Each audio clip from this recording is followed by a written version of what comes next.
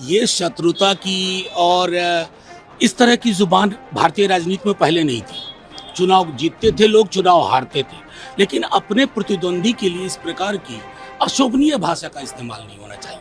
मैंने तो सीएए पर माननीय गृह मंत्री जी का तब भी भाषण सुना, 2019 में दिसंबर के महीने में ये पास हुआ। हमने अपना प्रतिरोध दर्ज किया था।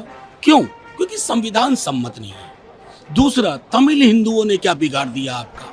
और परसिक्यूशन सिर्फ रिलीजियस नहीं होता है, पॉलिटिकल परसिक्यूशन भी होता है। अगर आप इन देशों का ही नाम ले रहे हैं तो इसमें कई इस्लाम में भी सेक्ट हैं जिनका परसिक्यूशन होने की बात आती है।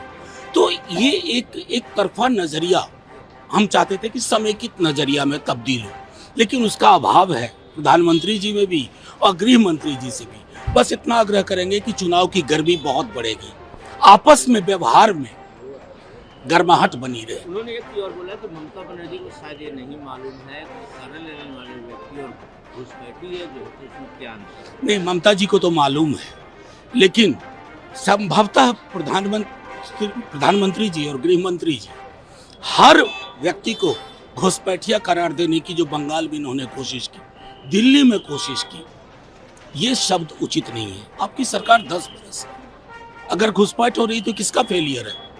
आपका फेलियर है। बीएसएफ कौन कंट्रोल करता है? आप कंट्रोल करते हो।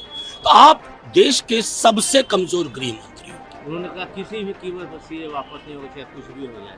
कीमत तो जनता तय करती है, कीमत कोई नेता तय नहीं करता। क्या आपको लगता है कि सीए का अभियान चुनाव? नहीं, मैं तो सीधे मानता हूं कि यहाँ बिहार में तेजस्वी यादव जी ने एक लंबी लकीर खींच दी, नौकरी मतलब तेजस्वी, और पूरे देश में भी चर्चा चल रही है नौकरी नौकरी नौकरी। वो तो कुछ कह नहीं सकते।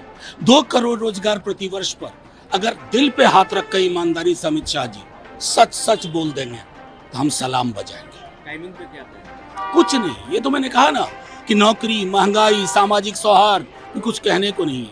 आप लोगों के पास कोई काम नहीं, उनका सीधा आरोप है। काम बहुत है, बल्कि कुछ काम चाहे तो उन्हें भी दे सकते हैं हम।